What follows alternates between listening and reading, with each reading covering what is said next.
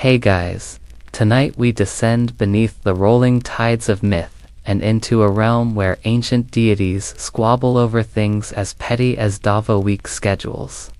Somewhere, deep under the moody surface of the Aegean Sea, you float past drifting kelp and sleepy coral gardens. And just when you think you've found peace, there's a distant rumble. A pressure in the water. Poseidon's in a mood again. The god of the sea has lost his trident to gain, and it's Tuesday, which is apparently a cursed day in divine underwater bureaucracy. Oh, and his legendary team of seahorses. They've all called in not divine enough to deal with this today. So, before you get comfortable, take a moment to like the video and subscribe, but only if you genuinely enjoy what I do here. And drop your location and local time in the comments. I love seeing where you're all drifting off from down. Dim the lights. Maybe turn on a fan for that soft background hum. And let's ease into tonight's journey together. You begin by riding the current past frothy cliffs of salt and basalt, slipping through shimmering portals shaped like oversized conch shells. The ocean here is ancient and alive, humming with forgotten stories, and you just a drifting little consciousness in pajama pants are headed to the legendary underwater palace of Poseidon himself. You half expect trumpets and dolphins playing harps, but no. It's just silence and a mild smell of overcooked crab. The palace looms in seastone blues and pearly greens, shaped like a coral-themed luxury spa on steroids.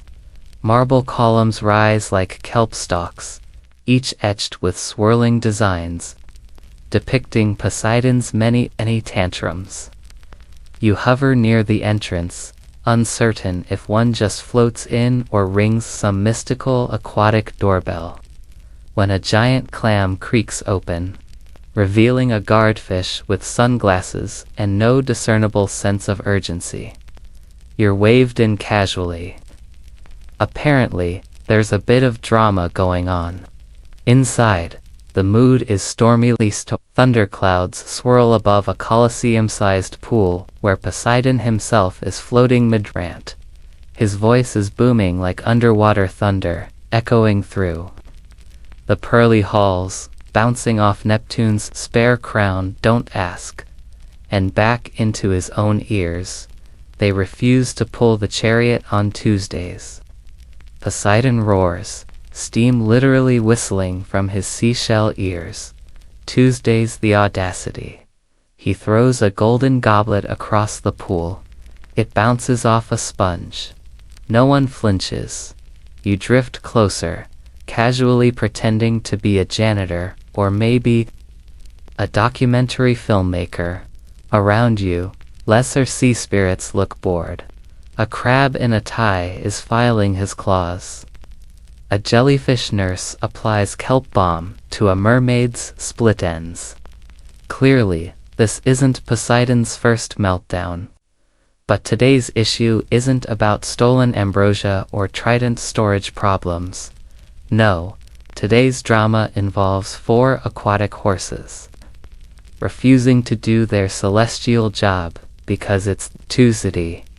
Historians still argue whether Poseidon invented the seahorses or just borrowed them from a sea titan's petting zoo. But one thing is certain.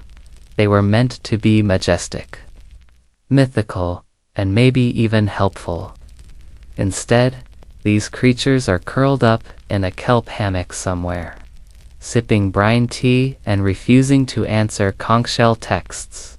You drift through the palace halls, noticing murals of the seahorses in grand battle poses, hooves on waves, manes like foaming spray. Dramatic stuff. Too bad none of it's happening today. You pass by an antechamber with a statue titled Hippocampus Triumphant. But someone has scribbled "except on Tuesdays" on the base in barnacle ink. You float back into the main hall just in time to catch Poseidon pacing now. Well, swimming in a circle pacing, which mostly looks like an aggressive synchronized stroke. He's ranting about loyalty and divine contracts and the good old days when mythical beasts didn't unionize. A trident floats behind him like a moody drone. Back in the Bronze Age, he grumbles, they didn't even get oats, just salt rocks and praise, and now, they want benefits. A low mutter runs through the palace like a distant whale song. Someone suggests summoning Zeus, but a collective shudder follows. No one wants to deal with his cloud drama or his allergy to shellfish. You nudge closer to a side balcony overlooking Poseidon's stables. Below, the seahorses long, shimmering, with swirling tails and eyes too intelligent for lounging in pools scented with lotus oil. One is reading Sea and Stable magazine, another is playing chess with a shrimp. The mood is luxurious, pampered, very not ready to work.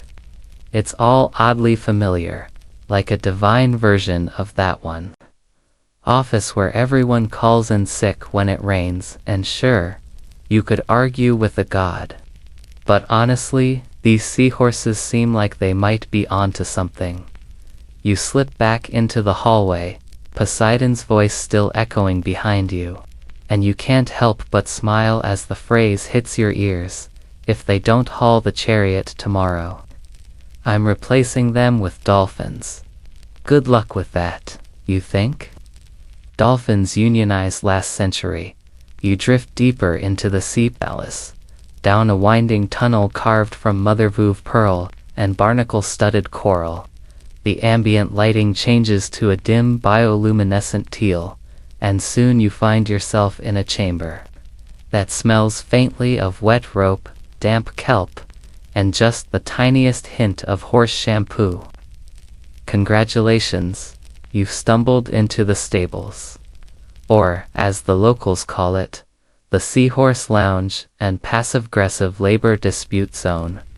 The room is huge, domed like an upside-down oyster shell, filled with cozy alcoves padded in sea sponge and velvet. Seahorses of all shapes and snorts lounge in various states of gloriously unbothered repose. There's Hippobob, who insists on being called his rippleness. There's Coraline, who won't perform a single aquatic flip without her pre-ride kelp facial. And then there's Greg, the only one with reading glasses, poring over a sea tablet, while muttering something about severe shell strain and mental burnout. As you settle into the corner of a pufferfish-shaped beanbag, you realize you're witnessing a historic moment. The seahorses are finalizing something called the Tideborne Contract, a formal document etched into a slab of giant clamshell, demanding labor reforms, more respectful communication from divine employers, and, most notably, Tuesdays off. 1 Seahorse clears their throat and says, "This is not just about hooves and harnesses, this is about boundaries." You blink slowly, genuinely impressed. Who knew mythical marine quadrupeds had a better understanding of work-life balance than most startup founders? A sea nymph named Nyla floats by with a tray of salted kelp crackers, passing them around to murmurs of gratitude. You chew one politely, realizing it tastes like disappointment and gym socks. One seahorse shares an anecdote about how Poseidon once made them pull the chariot during a seaquake, while he grumbled about barnacle infestations on his toenails. Another recalls having to wait 12 hours Medosian, while the god debated whether to attend Hera's banquet, or his own underwater poetry slam. He made us float in place, until he decided, and then cancelled both. The horse says with a bitter snort, Historians still argue whether seahorses were ever officially part of the Olympian labor structure or just aquatic freeloaders with good PR, but clearly, these particular ones consider themselves highly underappreciated. A crusty sea turtle legal advisor floats in to mediate. He flips open a briefcase made from a hollowed nautilus shell and sighs deeply. Article 12, Clause B, he says, clearly states that divine steeds are entitled to 1 day of leisure per 7 mortal days, especially if their hooves are made of echoless bronze. The room erupts in triumphant bubbles, and that's when you see it. The Union banner. It's woven from algae silk and embroidered with tiny pearls that read, "Nitrogen monoxide trod on Tuesday." Dramatic music, probably from a nearby kelp. Harpist plays softly in the background as they raise the banner and pose dramatically beneath it. You realize you are watching the beginning of the first officially recorded mythological labor movement. Poseidon's seahorses. Not just adorable wet noodles with fins, but political trailblazers with a strict weekly self-care routine. A fringe detail you pick up as the negotiations continue. One seahorse named Thistle once demanded his own dressing room after a jellyfish assistant mistook him for just decorative kelp. That event triggered the original Union whispers. There's a list, to a scroll made of waterproof octopus parchment where grievances are ranked from mildly annoying to divine lawsuit pending. Examples include Poseidon using the seahorses as footrests. During philosophical monologues, one time he made them wait outside Medusa's cave alone and, of course, expected to race a kraken for sport, unpaid. A few quirky requests are tacked on the end. More seagrass breaks, aromatherapy during whirlpool rides, and a private barn for yoga sessions, non-flooded. Oh, and a demand to stop being compared to Pegasus, who doesn't even live underwater. Thank you very much. You sink further into the puffer beanbag, watching as the leader of the group, a seahorse named Marlintrot, glides gracefully to the center of the room. He stands well, hovers over the sacred contract and declares, "We ride no more until this chariot becomes a vessel of consent and appreciation." He pauses, then adds dramatically, "Also, Poseidon eats way too much garlic. Tuesdays still smell like regret." Everyone nods solemnly. It's hard to ride heroically through foam and spray when your nostrils are full of sea garlic fumes. The meeting concludes with a dignified group hoof bump. As you exit, someone hands you a kelp sticker that says #Justice for Sea Steeds, and you float away with a strange sense of inspiration. Back up in the palace, Poseidon sneezes into a trident-shaped tissue and mutters something about betrayal. But deep below, the seahorses have made their stand and no one, divine or not, is going to break their Tuesday vow by now. You've fully embraced the slow rhythm of underwater myth politics. You drift like a forgotten teabag in lukewarm sea soup, letting the drama wash over you as Poseidon continues pacing. But today, you're curious not just about divine tantrums or seahorse strikes, but about the actual logistics of the gods. Commute. Because for all the grandeur of pulling storms from the sky and slapping islands into shape, Poseidon still rides to work, and his ride.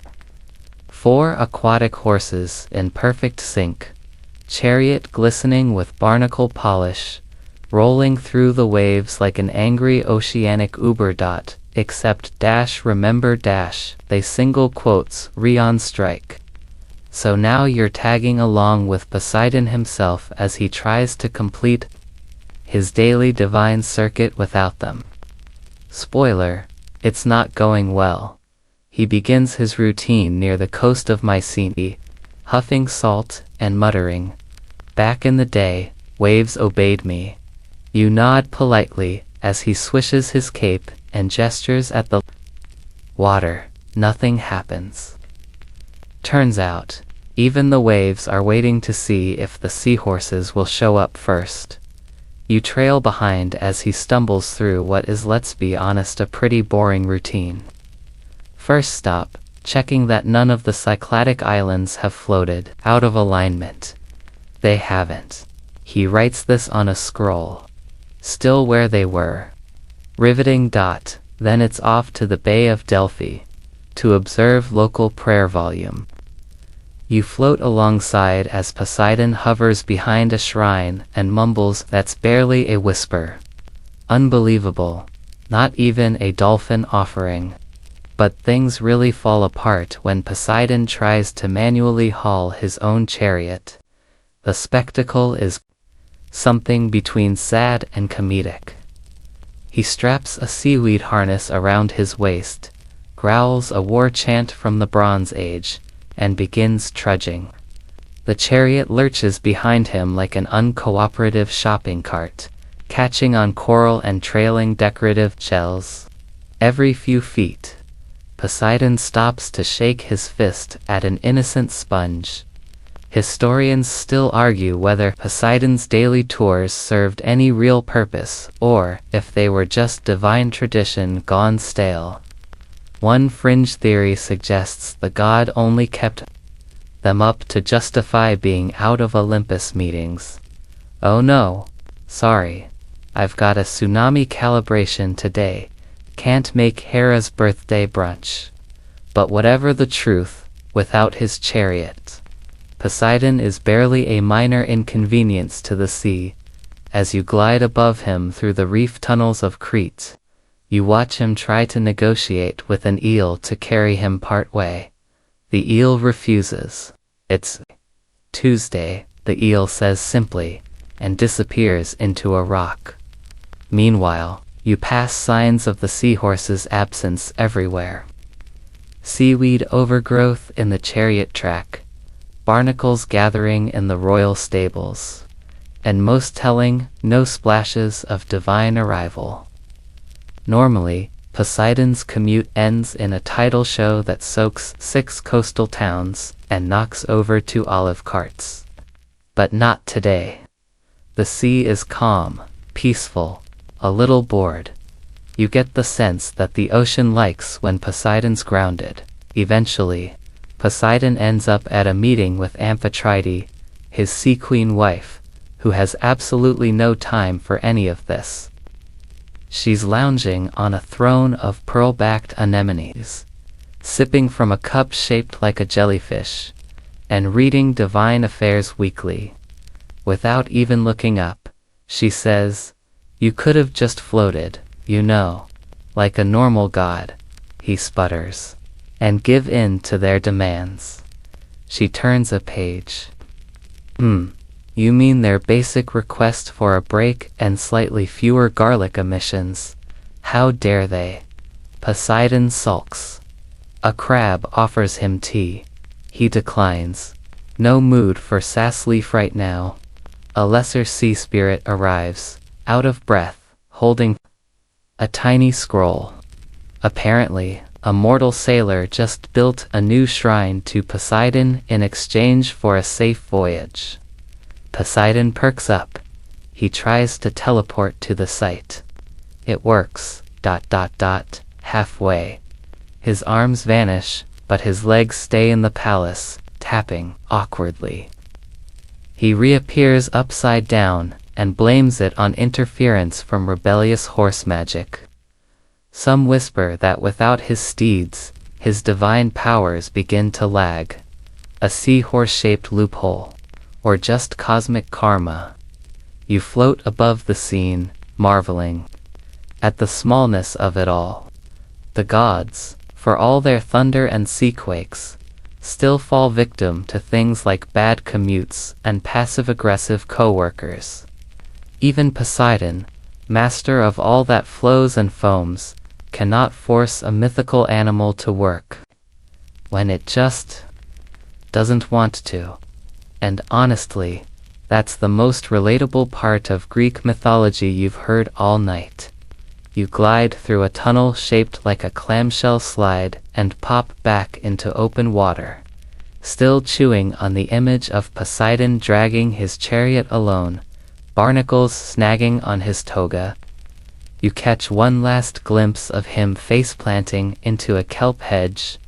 Tuesdays are rough for everyone, but when your celestial workforce revolts, they're impossible.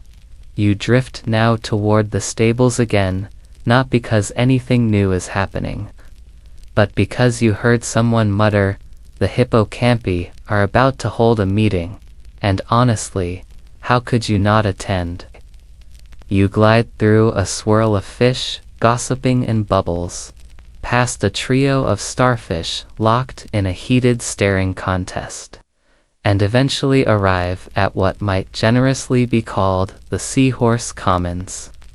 It looks a bit like an underwater break room from a mythical Google office, only with fewer beanbags and more seafoam foot soaks. Inside the era water is tense.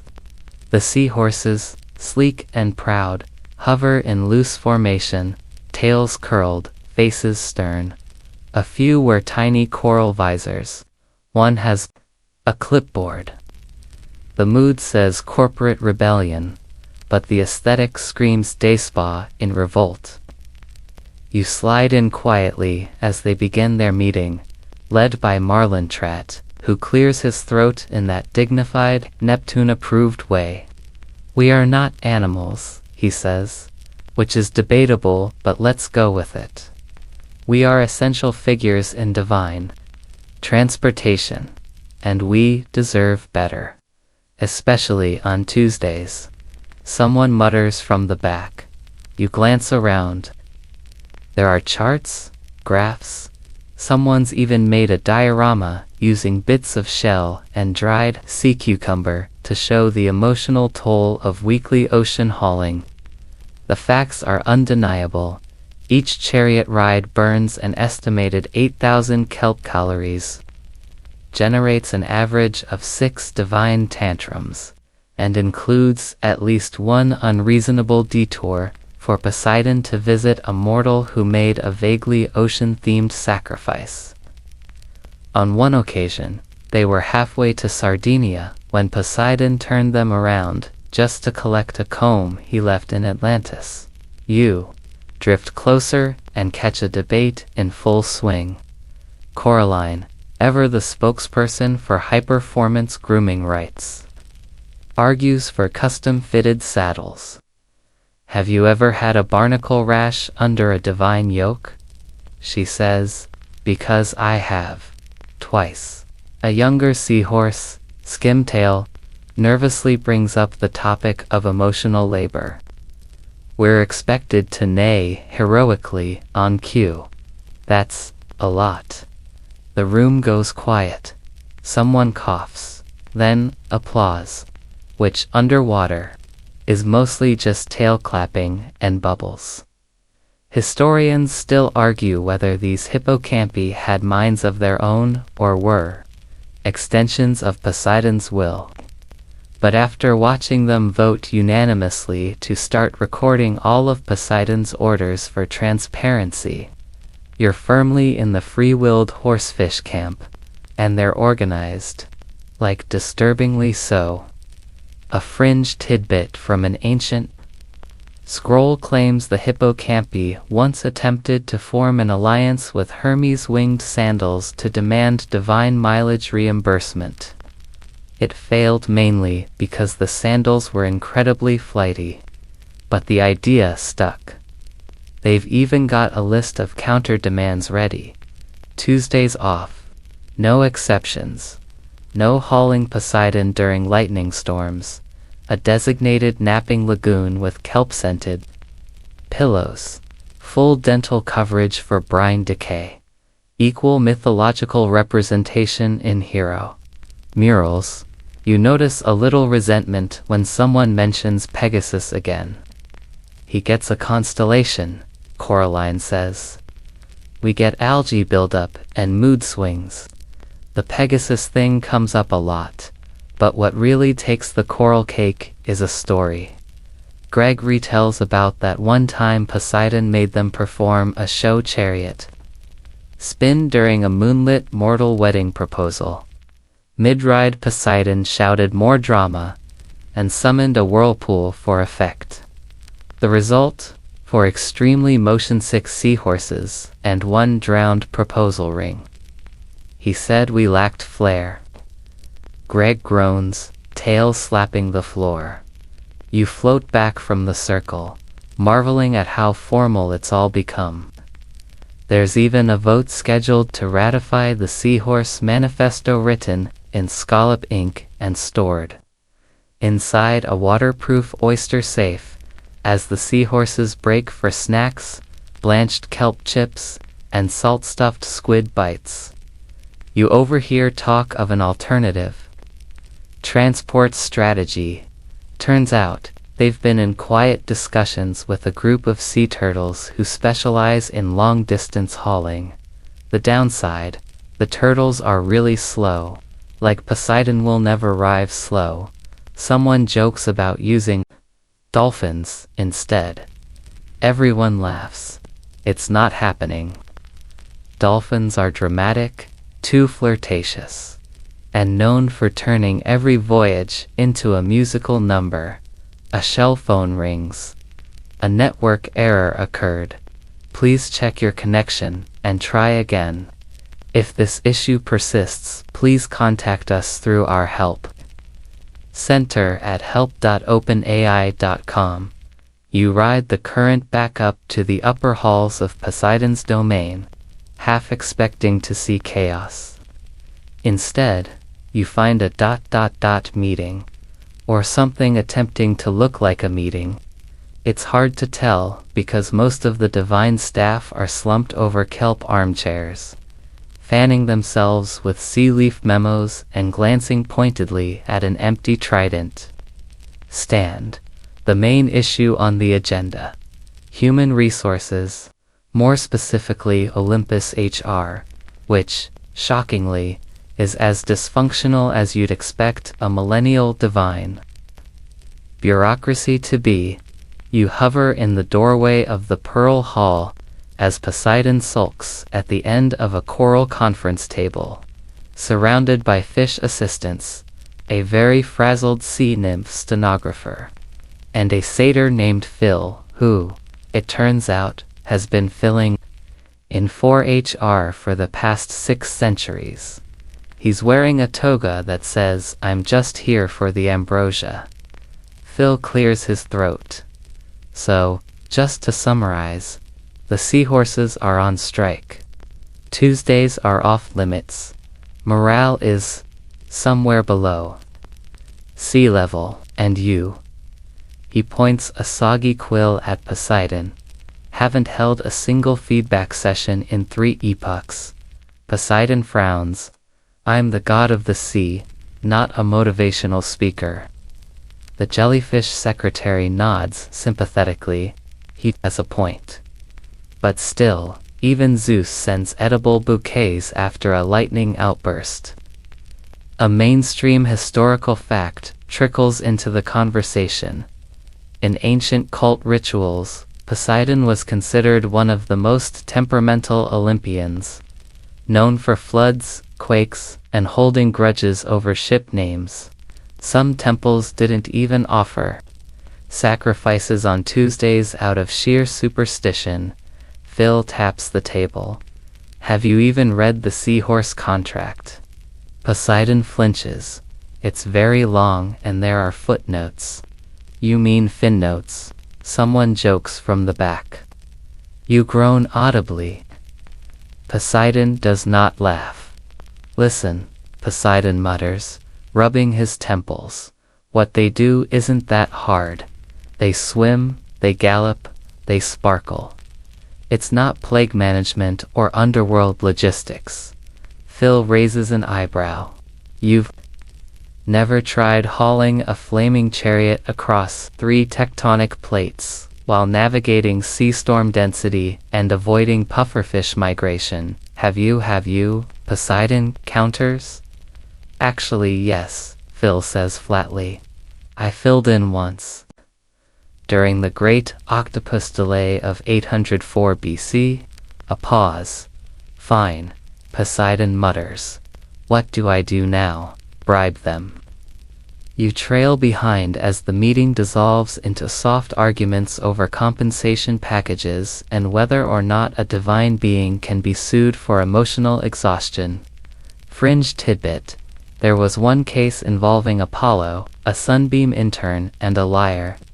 Accident, but it got sealed in a clamshell court document. The next strategy discussed. Mediation. And who better to call than Athene, except she's on sabbatical. Dionysus. Out of the question, he'd turn the whole thing into a wine-soaked aquatic rave. That leaves one terrifying prospect. Zeus. Everyone freezes. Poseidon looks horrified. He'll make everything about himself. Exactly, says the sea nymph, checking her calendar. And he'll try to seduce the seahorses. Again, adds someone else. Instead, they brainstorm alternatives. What if they upgraded the chariot to magical self-drive mode? Or created a rotating divine Uber system? Hades drives, Mondays. Hermes on Wednesdays, etc. But every idea gets tangled in Olympus paperwork, which requires signatures from at least 2 titans, and the blessing of a flying snail. You leave the meeting with a headache and a crab-shaped stress toy someone hands you at the door. It's labeled Poseidon's HR, now accepting complaints, maybe. Back in the quieter hallways, you pass an open vault. Inside are Poseidon's old chariot blueprints, drafted in spiral seashell ink. They include diagrams for 8-horse versions, a jellyfish-powered prototype, and a very unworkable orca-pulled rollerblades idea that was scrapped due to dignity issues. Historians still argue whether divine workplaces ever functioned in a meaningful way, or if the entire Olympian enterprise was just elaborate mythological performance art. Judging by the way Poseidon faceplants into a beanbag in his lounge and mumbles, "Just one normal Tuesday. That's all I ask." You lean toward the performance art theory. A faint ripple passes through the roommate network. Error occurred. Please check your connection and try again.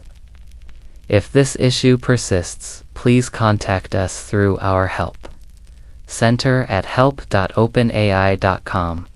You leave behind the glittering dysfunction of Poseidon's HR circus and swim headlong into a part of the ocean you hadn't noticed before, a briny current, scented faintly of burnt eel, overcooked onions, and something ...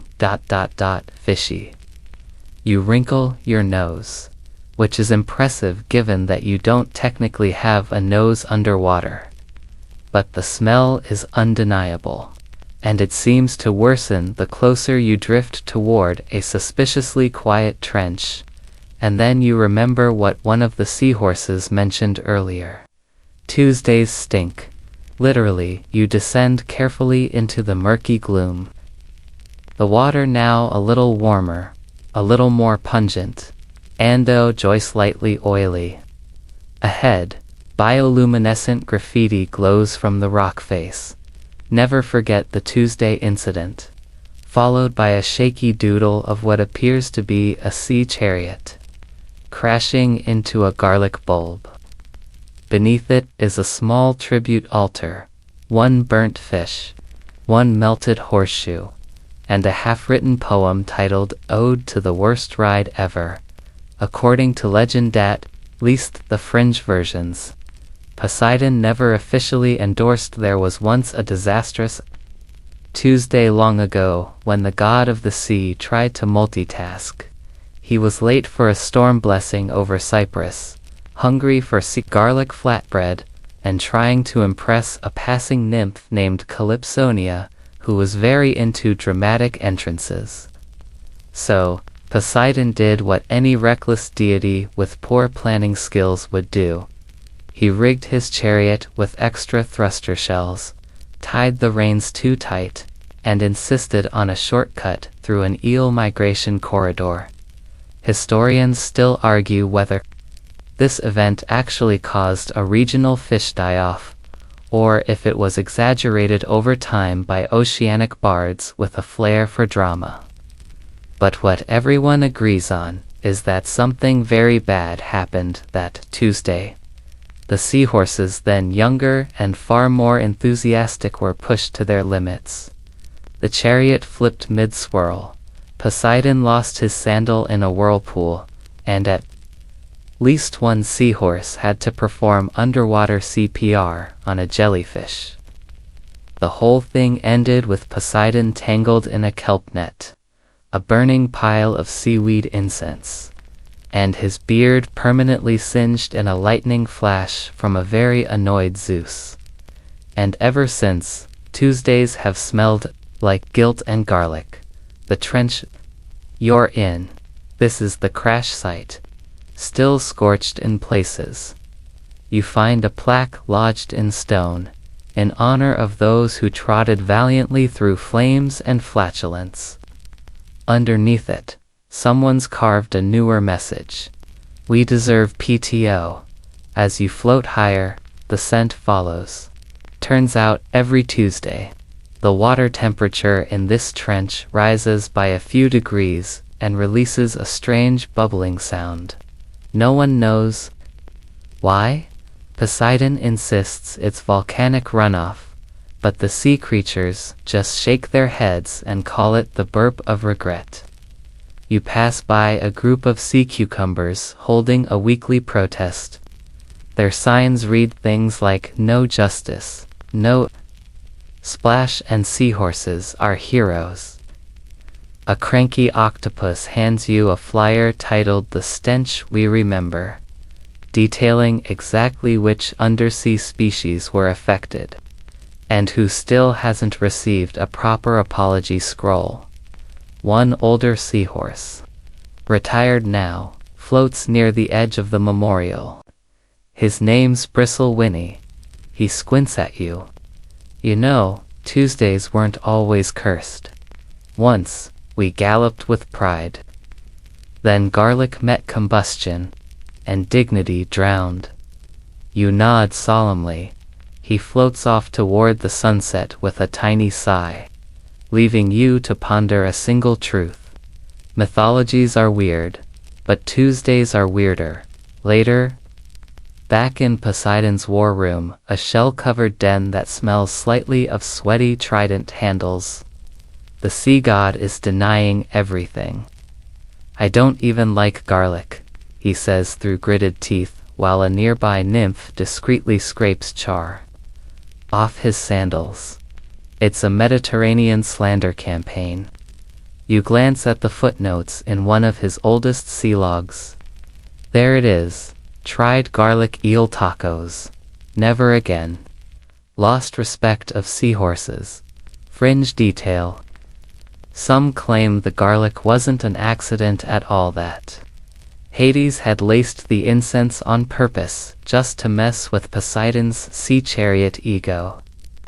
The two hadn't been on speaking terms since the underworld pool party incident, which we'll pretend we didn't hear about. The scent lingers in your gills as you swim off, trying not to gag.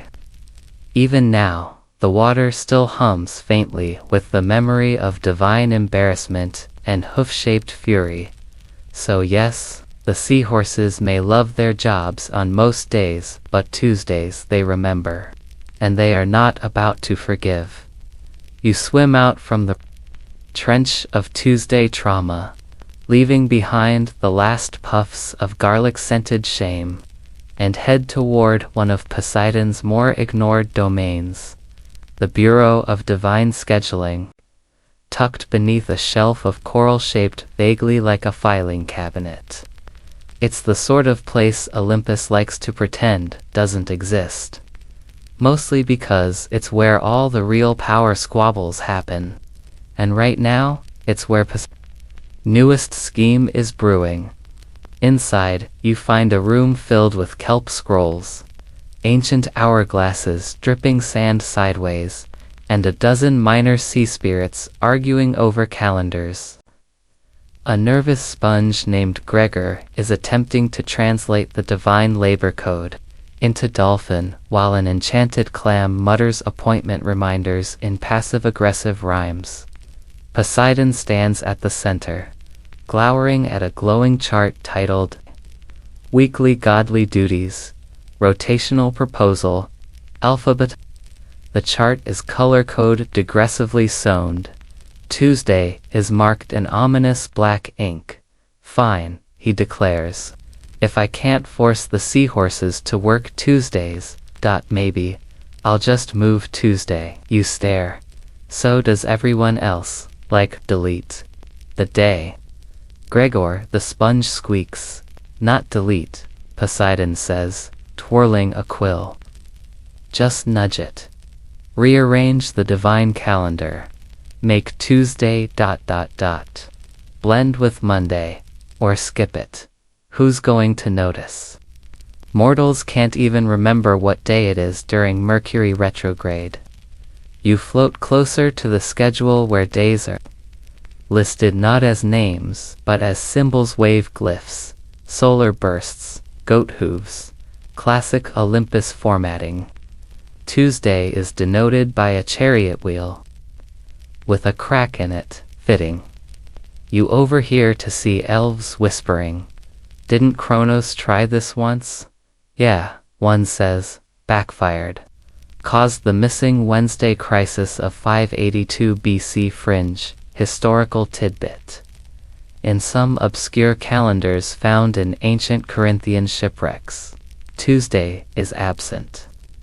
Just skipped entirely. Scholars think it might be a mistake, or a myth, or Poseidon trying to test drive his idea way back when. Still, Poseidon is undeterred. He summons his chief time nymph, a shimmering creature named Aura, whose hair flows in spiral patterns and whose voice sounds like a clock sighing. Draft the petition. Poseidon says, to the High Kronos board, I, Poseidon, request a shift in weekday nomenclature and function, particularly as it relates to undersea equine transport. Aura raises an elegant eyebrow.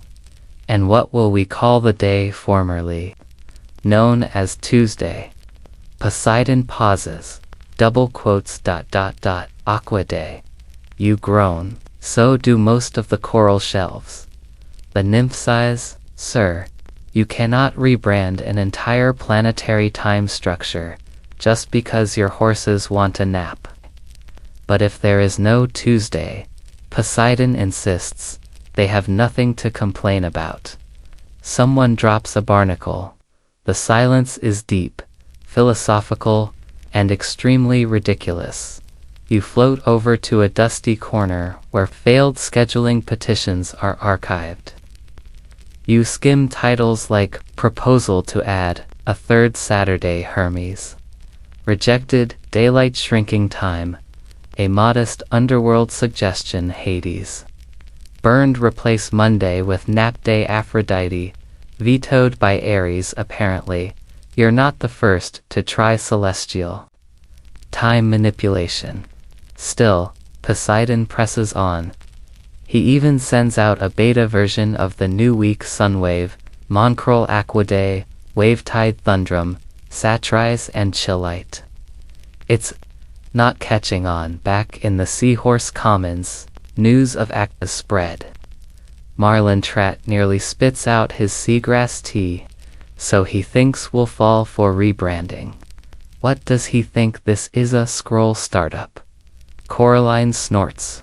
Next he'll be offering us underwater beanbags and calling it Culture A. Vote is quickly taken. The new policy, No work on any day Poseidon tries to rename, including Aqua and Thundrum, which they unanimously agree sounds like a dietary supplement. Historians still argue whether time itself bent slightly during this brief rebellion. One record from an Athenian temple priest mentions a strange midweek fog, where everyone thought it was Thursday for 6 hours straight. But no one can prove it was divine calendar meddling. By the end of the day, Poseidon sits slumped over a seashell-shaped desk, scribbling hopeless flowcharts and eating kelp chips without dipping sauce.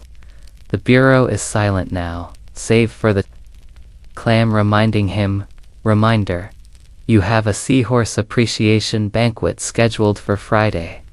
He sighs, "Cancel it." You float up and away as the lights dim, imagining an alternate universe where Aquaday did exist and was filled entirely with naps, quiet ocean breezes, and not a single hoofprint in sight. It's a nice thought, but alas, the seahorses remain undefeated. You glide through the quieter zones of the Sea Palace now, letting the absurdity of Poseidon's failed weekday rebranding wash away like foam on a tired shore. As the halls grow quieter and the kelp lanterns dim, something curious catches your eye: an ancient mural carved into the coral wall, glowing faintly with sea stone inlays. It tells a story not many remember anymore: the origin of Poseidon's seahorses. You swim closer, squinting at the images. At first, it's all heroic and dramatic.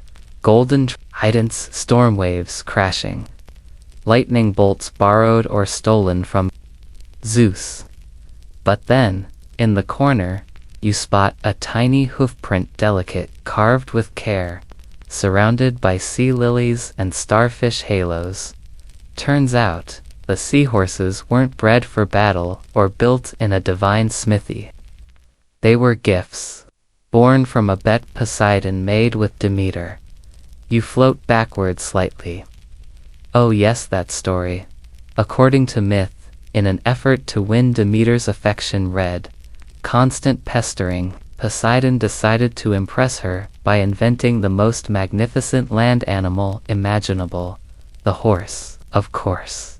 Because this is Poseidon, he accidentally created dozens of not horses first. Weird hybrids, tentacled goats, feathered donkeys. A brief flirtation with something called the eelpone, which thankfully went extinct within an hour. Finally, out of frustration or inspiration, he created the perfect horse, then immediately tried to one-up himself by giving it fins. Thus, the hippocampus seahorse was born. Historians still argue whether Poseidon created them out of genuine artistic ambition or just to prove he could outdo Zeus's eagle collection. But the murals tell it all. These were creatures born from effort, ego, and a sprinkle of divine chaos. And here's the kicker, a fringe tidbit, long ignored by serious scholars, but whispered among bored undersea archivists. The original seahorses were promised no labor duties. That's right, the first herd lived in luxury lagoons, feasting on royal coral and giving occasional interviews to dolphin poets. It wasn't until centuries later, when Poseidon fell behind on his storm schedule, that he repurposed them as chariot beasts. Just a few rides, he had said. They'll barely notice. You sigh. The betrayal was slow. First it was ceremonial rides, then short trips to mortal temples, then full-scale chariot tours of the Aegean coast with Poseidon dictating philosophy mid-gallop, while the horses wheezed in silence. One night, a scroll was smuggled out of the sea. A diary entry from a seahorse named Puddlemane. We were born in coral and song. Now we haul the waves of someone else's temper tantrums. That scroll lives today in the Hall of Forgotten Grievances, just past the seaweed archives and next to the room where Apollo's harp is forever stuck on tune mode. You drift toward that very hall now, passing other grievances along the way. One from a sea-nymph asked to hold the trident for 400 years. Another from a crustacean chorus, disbanded. Because Poseidon wanted less jazz, more drama. And, tucked in a smaller corner, a parchment with hoof-shaped burns, the seahorse descent oath, signed long ago. Renewed every Tuesday. The more you learn, the clearer it becomes. This wasn't just a workplace strike. It was the slow rumble of history catching up to itself. Poseidon might be divine, but time is persistent. So is memory. Especially the soggy kind soaked into sea stone and kelp fibers. You reach the end of the hall and see a quiet tank where retired seahorses drift lazily. Their tails curl peacefully. Their eyes are soft. They no longer bear the harnesses of royal transport. A plaque above the tank reads, "May they float where they wish."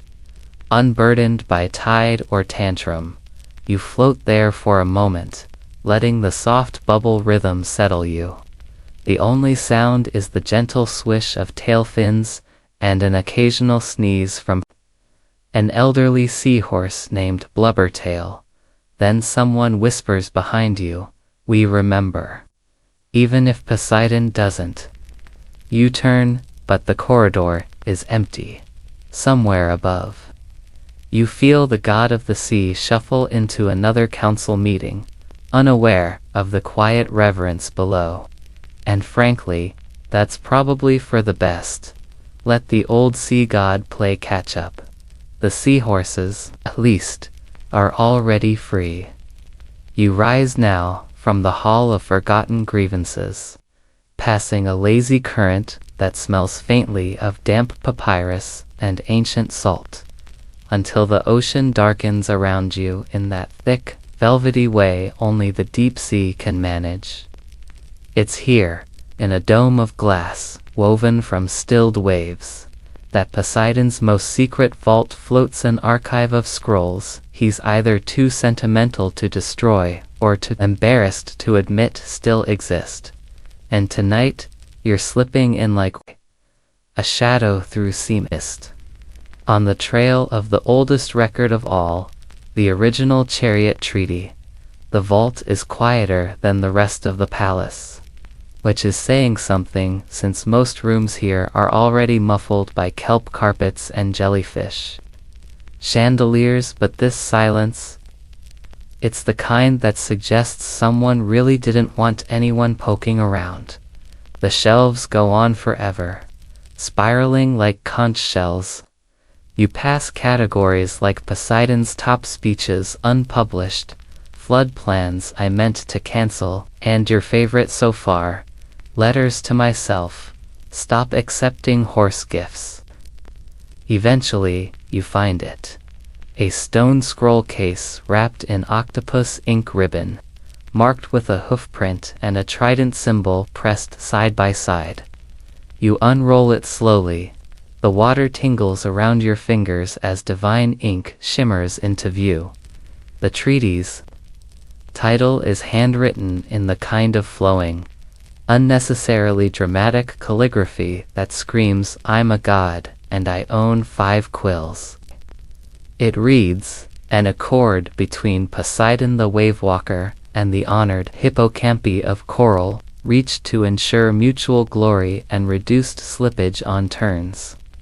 It's full of grand promises, honor in battle, annual holidays, sea sponge massages, inspirational speeches before every major hall. But the deeper you read, the more fishy it gets. Paragraph 9 includes a clause about emergency substitutions in the event of divine forgetfulness. Paragraph 12 outlines acceptable tantrum volume. Paragraph 15 no boy promises never to assign chariot duty on feast days, full moons, or the day known as Tisday, which later became Tuesday, due to a mistranslation by a very distracted Merman scribe. Historians still argue whether that scribal error was intentional. Some think the merman was trying to sabotage Poseidon after being denied overtime. Others believe the word Tuesday was simply easier to rhyme in ancient odes. Either way, the consequences were cosmic, because after that change, Poseidon blissfully, unaware of his own promise, started scheduling major events on Tuesdays. Blessings, punishments, political appearances, underwater fashion debuts. The seahorses, at first, were polite, then grumbly, then passive-aggressive, and finally, well, you know what happened next. But here's the real kicker, the fringe footnote. Buried in the back of the scroll, written in faded coral ink. If the promise is broken 7 times, the pact dissolves and the steeds are free. You count 7 documented breaches. Exactly, you stare at the scroll, feeling the quiet weight of it, like a sunken bell just before it tolls. Poseidon never broke the pact maliciously, just consistently. That's almost worse. You roll the scroll back up and swim slowly out of the vault. No alarms, no divine lightning, just the distant sound of bubbles laughing, maybe from the hippocampi. Maybe just the ocean amused at yet another god caught in his own forgetfulness. As you pass back through the sea palace corridors, you notice something different. The air, if you can call it, that feels lighter. The seahorses are no longer just off-duty. They're gliding, unshackled. One does a slow, unnecessary loop-de-loop just because they can. Another gently bumps a jellyfish. For fun. It zaps harmlessly and drifts away, undisturbed. Poseidon, meanwhile, is in his throne room, chewing on an algae stick and mumbling something about retraining dolphins. You catch a glimpse of his calendar, still stubbornly displaying Tuesday. Wave blessing, seahorse ride, typhoon audition. You sigh. There's freedom in knowing you've been released from an old, broken promise. But there's also a kind of quiet grief. The hippocampi didn't just lose a schedule, they lost trust. And Poseidon, he lost something too. Maybe he hasn't realized it yet. Maybe he never will. But you realize it, and so do the steeds now. Disappearing into the deeper waters, free not just from work, but from the weight of waiting for something that would never change. You follow the liberated seahorses as they slip away from the gilded cages of divine duty, swimming toward the open sea with a grace that seems both earned and hard-won. The ocean feels different, here less a realm of gods, and more a refuge for those who've long deserved peace. The water swirls gently, carrying the scent of salt and freedom. You notice tiny bubbles rising like whispered secrets, as if the sea itself is sighing in relief. Meanwhile, Poseidon is left in his chambers, pacing slowly while tapping his trident against the stone floor. You can almost hear the gears turning in his mind, his grip on authority loosening as the seahorses' absence echoes through the palace halls. It's a rare moment of vulnerability for the god of the sea, who's usually as tempestuous as the storms he commands. He mutters to himself, maybe I underestimated them. Or maybe Tuesdays were cursed from the start. Nearby, a sea turtle librarian shuffles past, carrying a tome titled Divine Labor Relations for Dummies. You catch a glimpse of the cover and smile. Even the oldest gods can learn new tricks, it seems. Back in the open ocean, the seahorses weave through coral forests and kelp canopies, their tails flicking in joyous rhythms. Some play games of tag with curious dolphins, while others explore hidden grottos bathed in moonlight. It's a scene of pure, unbridled joy, far cry from the chariot hauls and stormy rides they once endured. Historians still argue whether these moments of peace were fleeting respites, or the start of a new era for mythical creatures. But the seahorse's radiant eyes tell a different story, one of hope, resilience, and a future unburdened by the whims of gods. A quirky tale you might enjoy. Some say that on quiet nights, the seahorses send shimmering messages in bubbles, crafting underwater lullabies to soothe the restless sea. Others believe these melodies are a call to all creatures to remember the importance of rest, even when the tides demand otherwise. You pause to listen, letting the soft hum of the ocean fill your senses. It's a comforting sound, like a gentle heartbeat beneath the waves, reminding you that even in myth, rest is sacred. As you drift in this tranquil current, you realize that Poseidon's seahorses are more than just chariot pullers. They're symbols of endurance and the quiet, rebellion against exhaustion. And maybe, just maybe, their refusal to work on Tuesdays was less about laziness and more about reclaiming their right to breathe. You smile, knowing that even gods must learn when to let go. The ocean's mood shifts subtly as you glide further from the palace, the weight of divine drama, replaced by whispers of folklore and forgotten tales carried on the currents. You find yourself in a coral labyrinth, where the walls themselves seem to hum with stories passed down from generations of sea creatures. Here, the seahorses are more than just mythic beasts, they are legendary symbols of freedom and stubbornness.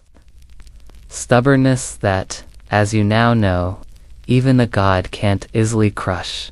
You overhear a group of elder dolphins recounting an old tale about how the seahorses once led a revolt not with weapons or war cries, but through silent refusal. The story goes that during the reign of a particularly moody Poseidon, the seahorses refused to pull the chariot for an entire cycle of the moon. Without their strength, the god's storms faltered, the tides grew erratic, and even the mortals noticed the sea's strange restlessness. This tale has been debated among scholars for centuries. Historians still argue whether the rebellion was a literal event, or just an allegory for the unpredictability of the sea. But the legend persists, especially among those who value quiet defiance over loud confrontation. A quirky detail emerges in the dolphins' storytelling. The seahorses supposedly developed a secret communication method during their series of tail flicks and bubble patterns that conveyed entire sentences. Some say this early seahorse Morse code is still used today in their private conversations, a nod to their history of resistance. You smile, imagining a group of seahorses sending witty underwater texts while Poseidon rants about his lost Tuesdays. Nearby, a curious octopus chimes in with a fringe theory. Maybe the seahorses' strike wasn't just about work. Maybe it was about respect, about being seen as more than beasts of burden. The dolphins nod thoughtfully. You feel the truth in that quiet moment. Sometimes, the smallest acts of rebellion carry the greatest weight. You continue deeper into the labyrinth, the soft glow of bioluminescent algae guiding your way. The ocean feels alive with memory and meaning. Every ripple, a reminder that even gods and mythical creatures must navigate the tides of change. As you drift through the maze of coral and shadow, you realize this isn't just a story about seahorses or Poseidon's grumpiness. It's a tale about resilience, boundaries, and the enduring spirit of those who dare to say, "Not today." As you leave the coral labyrinth, the ocean around you softens into a gentle sway, like the world is settling down for a long rest. You notice the water thickens slightly with a peculiar shimmer, signs of an underwater festival. Curious, you follow the glowing path, discovering a gathering of sea creatures celebrating something unexpected, the annual Seahorse Day. It's a quiet affair compared to the boisterous feasts of the gods. No thunderous cheers or grand lightning displays here. Instead, you find seahorses adorned with delicate seaweed wreaths, coral crowns, and shells polished to a gleam. They swim gracefully in synchronized patterns, a dance honoring their freedom and tenacity. The festival originated centuries ago, when a group of mortal sailors noticed the seahorses' strange refusal to obey Poseidon's demands. Moved by their quiet rebellion, these sailors began offering small tributes and songs to the creatures, celebrating their spirit and reminding the world that even divine beasts deserved respect. Historians still argue whether the festival has roots in early maritime rituals or if it evolved purely from sailors' folklore. But what's clear is its enduring presence, proof that stories of resistance and respect swim beneath even the oldest waves. You watch as a young seahorse, named Ripple, gracefully leads the final procession, her tail flicking in time with the soft currents. She carries a tiny lantern made from bioluminescent algae, symbolizing hope and light in the darkest depths. A quirky tradition catches your attention. During the festival, sea cucumbers line up to judge the dance performances, using their sticky tentacles to award subtle applause. It's a humorous reminder that even in solemn celebrations, there's room for light. Heartedness. As the festival winds down, you notice Poseidon, observing from afar, his face a curious mix of pride, regret, and maybe a hint of hope. He doesn't intervene, allowing the seahorses their moment of triumph. You swim away, feeling the ocean's heartbeat slow into a calm rhythm. The seahorse's story isn't just one of rebellion, it's a celebration of life, dignity, and the power of saying no. You smile, knowing that somewhere beneath the waves, the seahorses still dance to their own tune. Especially on Tuesdays, the gentle rhythm of the festival still hums in your ears as you drift away, carried by a current tinged with salt and stories. You find yourself near the sea of whispering tides, a place where the ocean seems to hold its breath, and voices from the past echo softly. It's here that the lesser-known stories of Poseidon's seahorses bubble up, the quirky, the tragic, and the downright odd. You settle among the kelp strands and listen as an elderly sea turtle recounts a favorite tale about the seahorse's secret talents. According to him, these creatures weren't just chariot pullers. They were also the original oceanic navigators. Long before compasses and stars guided sailors, seahorses could sense currents and magnetic fields with such precision that lost ships were said to find their way home by following their trails. Historians still argue whether this navigational skill is purely mythical or grounded in some ancient knowledge of animal magnetoreception. but it's a beloved legend that speaks to the deeper bond between seahorses and the sea itself. Then there's the strange story of the Seahorse Symphony, a mysterious concert said to occur once every decade when the tides align just right. See? Creatures from far and wide gather to listen as the seahorses produce haunting melodies, their tails creating rhythms in the water that mimic wind and storm sounds. Some scholars dismiss this as fanciful folklore, but eyewitness accounts persist, describing an otherworldly experience that even Poseidon himself reportedly attended once only to fall asleep halfway through, much to the amusement of the attending nymphs.